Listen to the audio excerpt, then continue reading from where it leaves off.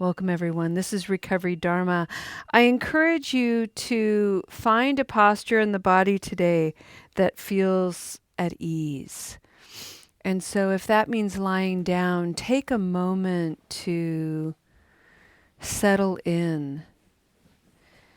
And what I would encourage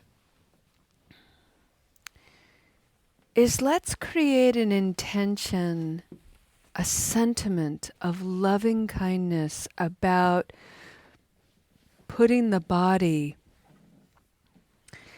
in a posture of vulnerability. We're lying down, all the main organs of the body fully exposed. We may even fall asleep, which is incredibly vulnerable. And yet, the intention of loving kindness supporting our practice today is we are held and we are loved. And so, as you settle in and as you allow the muscles in the body, the fibers in those muscles to give way, to relax, to make space and settle down.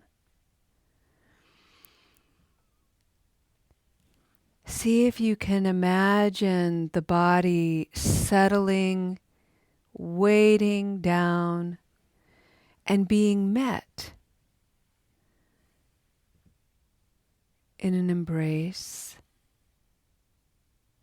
that is holding you, loving you.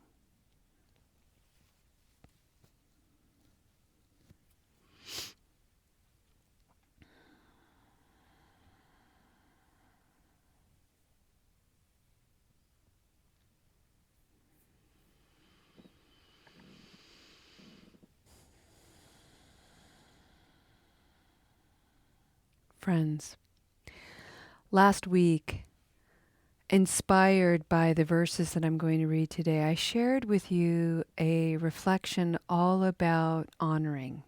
Who do you honor? Who do you revere, and why?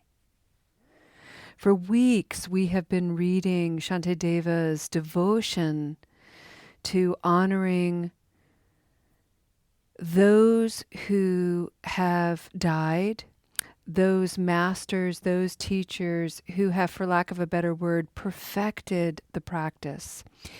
And by that, it is important to say that their perfection reflects their ability to live in such a way, in such a balanced and harmonized way, that their every intention was motivated to reduce harm and to bring forward goodwill. So Shantideva, as a student of Narlanda, he was surrounded by statues and images of great masters. He was surrounded by teachers and other virtuous students. People who had figured out a way for themselves to live a life that was about sharing goodness as a way of reducing harm.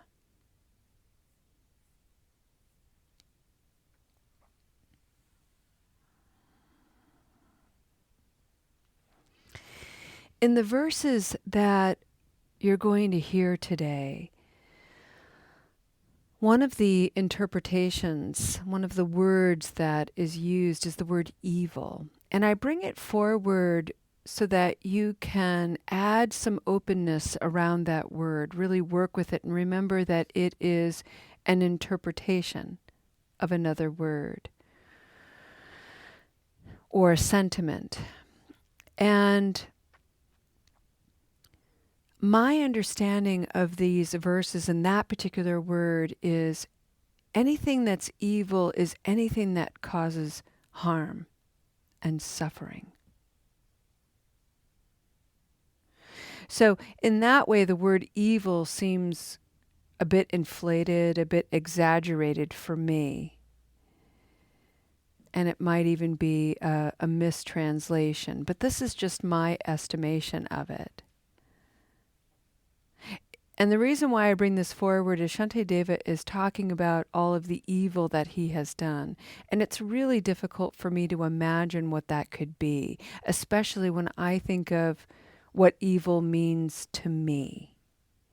And so again, let's open that word up a little bit and let's drop some of the direct definition and open to the possibility that the translation of that word might be a bit exaggerated. And really what he's getting at is feeling deep regret for misconduct, for his misdeeds, for his confusion and ignorance. He's not making excuses for himself, and he's not beating himself over the head about it. He's simply sitting with it and looking at it. One of the things he brings forward throughout these several verses in a story is something in contemporary Buddhism known as the 5 remembrances. And they're based on some of the legendary story of the Buddha, the 3 awarenesses that the Buddha brought forward. The first is, I am of the nature to grow old. I am of the nature to be sick. I am of the nature to die. But the 2 additional remembrances are, so is everyone else. And that means that all the people that I care about, all the things that I love, are going to be separate from me. And the 5th remembrance is, and this is just my interpretation of it, my actions matter.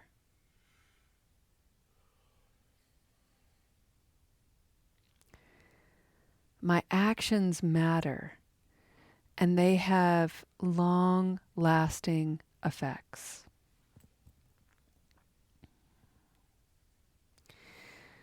So that's a really, really strong invitation and motivation in this moment to make a determined decision to try to live a life where my actions and the ripples and the impression they leave do less harm.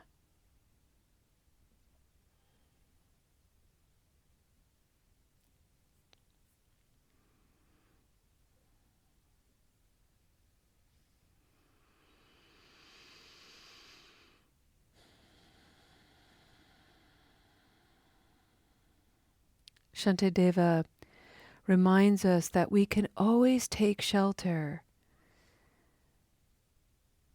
under the guidance, under the wings of our teachers, the people that inspire us. It doesn't even have to be a master, somebody whose memory or image is carved in stone, but somebody who is clearly devoted to a virtuous, wholesome way of being, and not about being a goody two-shoes, not about being holier than thou.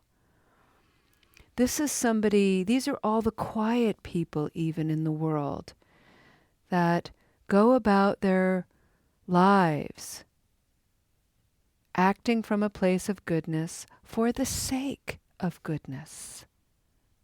That's the motivation. And we can take shelter with them. We can take shelter and refuge in the 3 jewels, the Buddha, the Dharma, and the Sangha, the community.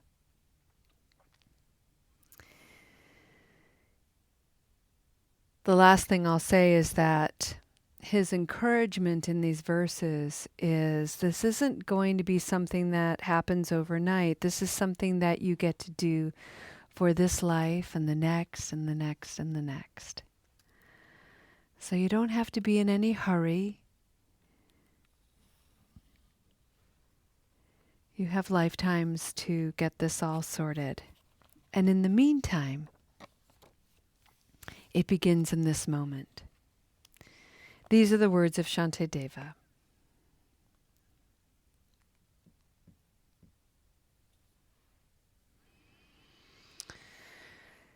Since the untrustworthy Lord of Death will not wait while I purify my evils, regardless of whether I'm sick or not, this momentary life is unreliable. I shall have to leave everything and depart alone.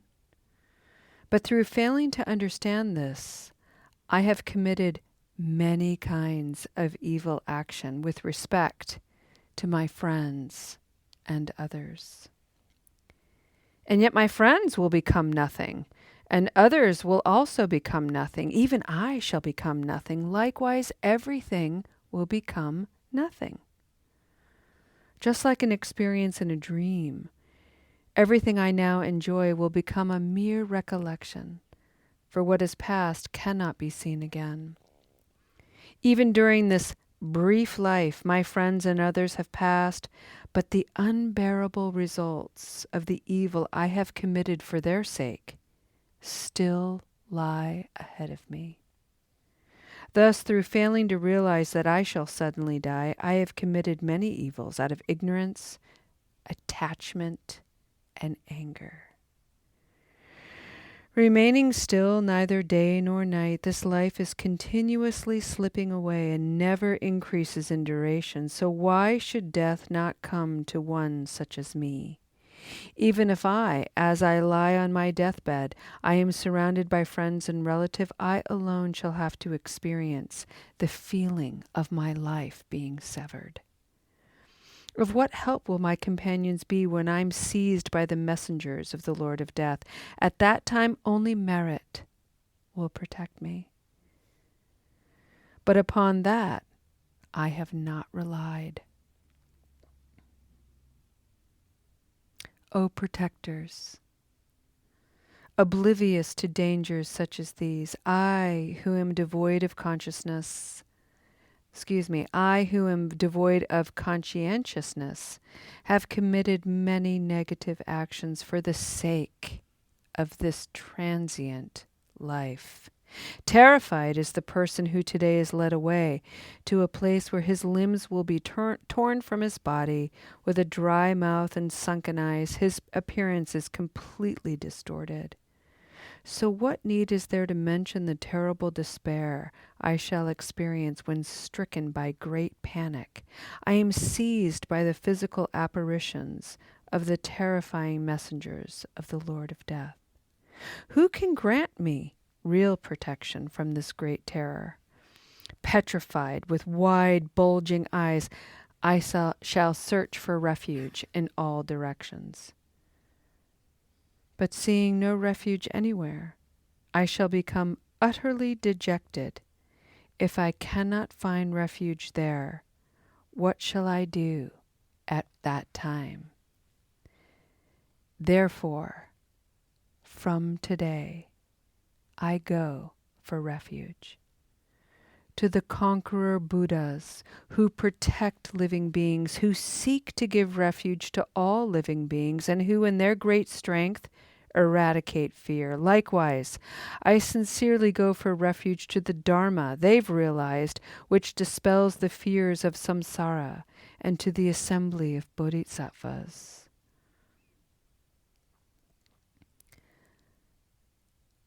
I offer myself to the Buddhas. I offer my body into service. To the protector Avalokiteshvara, who acts unerringly out of compassion, I utter this desperate cry for help. Please protect me, an evildoer. Seeking refuge from my heart, I pray. I pray to the bodhisattvas and all the compassionate protectors.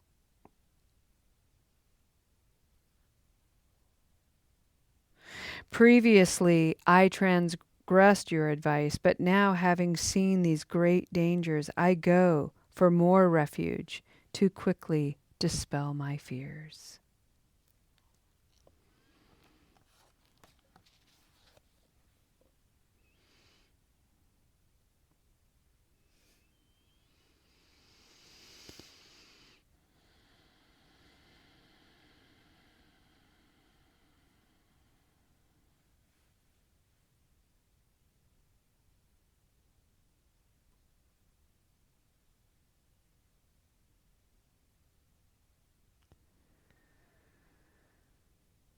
This is language and perspective that is hundreds and hundreds of years old. Shantideva is from the 8th century.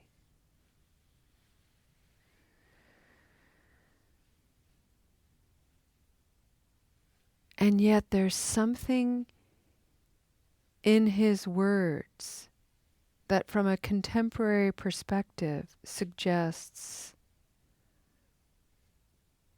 we are held, we are protected. Despite our ignorance, aggression, hostility,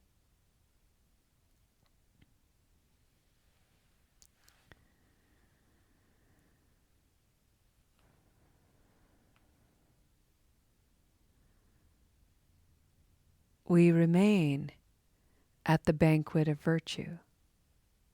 And what that means is that we are called to be responsible for our actions,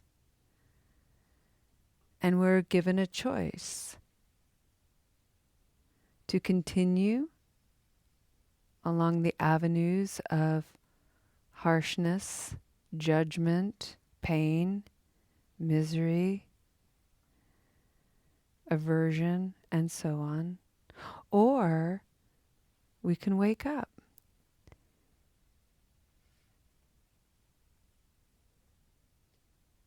and make small steps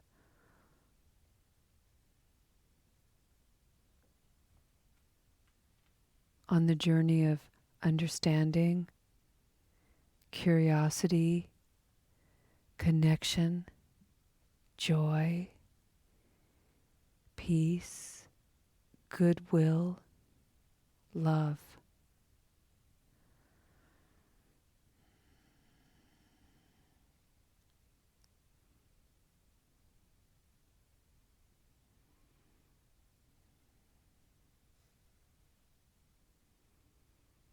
The beauty, as it seems to me, is no matter what we choose,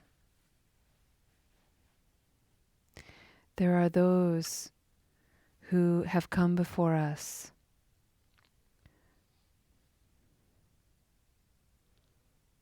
holding us, guiding us, life itself vying for our attention to remind us, hey, there's another way, there's another choice, it's over here. Should we go wayward, life is constantly drawing us back.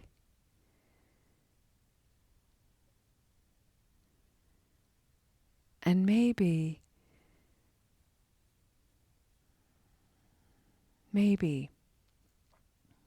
one of the ways to get there is to pause, reflect, pray in whatever way you do,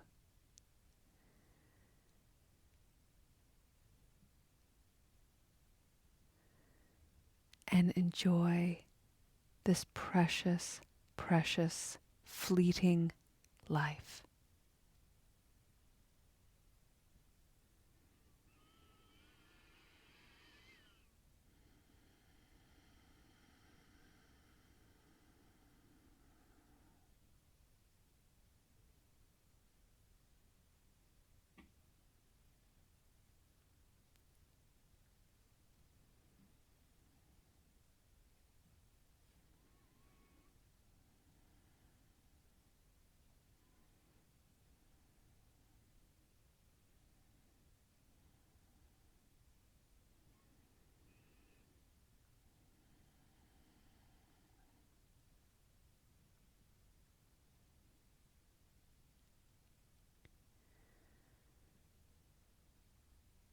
There's a wonderful book I'd recommend, and it's called The Buddha and the Terrorist, and it's the story of the Buddha and Angulimala.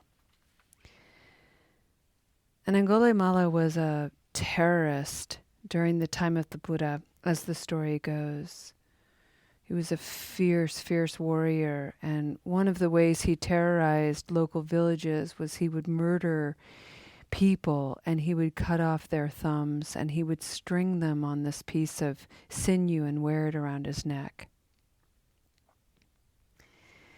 And the story is that local villagers had heard about the Buddha and his students coming nearby, and they warned him of Angulimala's presence and to run away. And the Buddha's like, "What? No way. Not running away."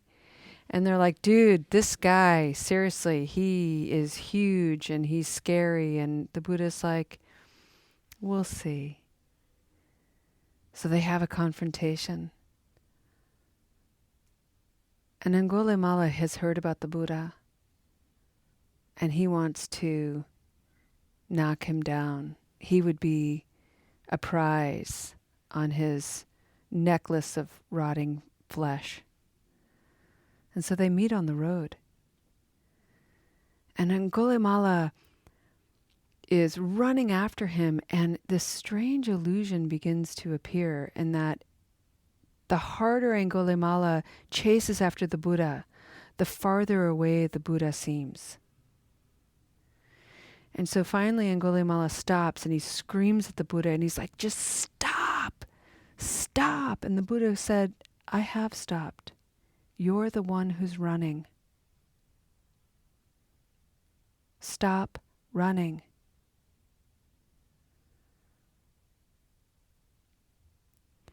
And in some ways, this is what Shantideva is teaching us today. Stop running. Running with the illusions of harm and hostility, vengeance, anger, ignorance. Stop. Wake up. There's preciousness to explore.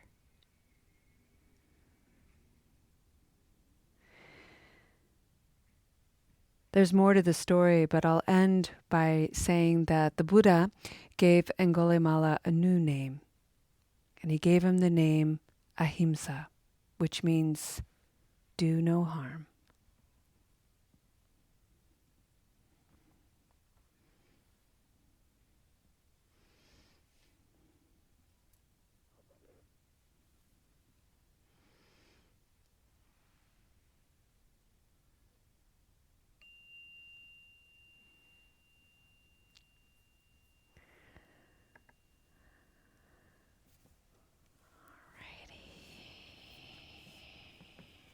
All right.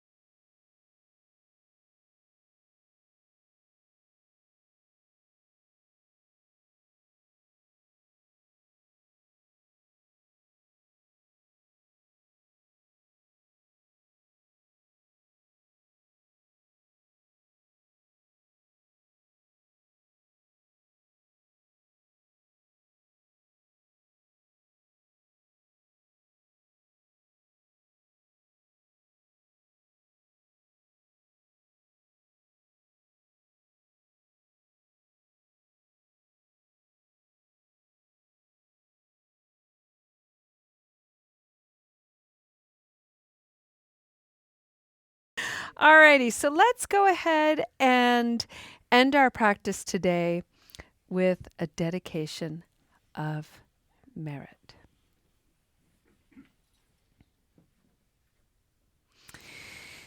And if you can, take a posture, a noble posture that is active and energized. And so what you can do for that is really make a concerted effort to sit nice and tall.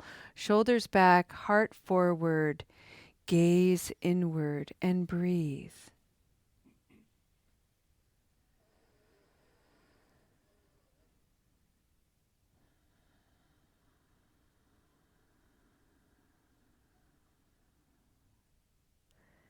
This was a moment of stopping.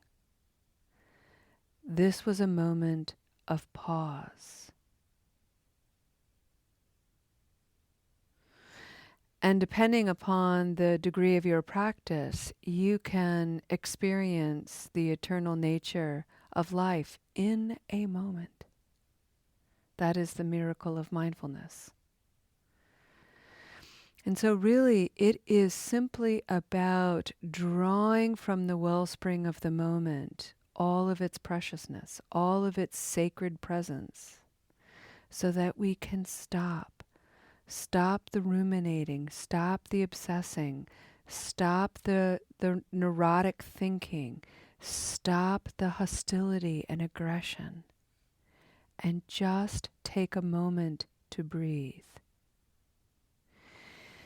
That single moment is the access point to resilience, radiance, wonder, forgiveness, grace, beauty, and so much more. It brings us and returns us home to our true nature, this Buddha nature that is determined to reduce and maybe even alleviate the misery of the world. May you take good care and have good rest, for the journey is long and arduous and worth every moment and every step. Thank you for being a part of it. We'll see you next time. Namaste.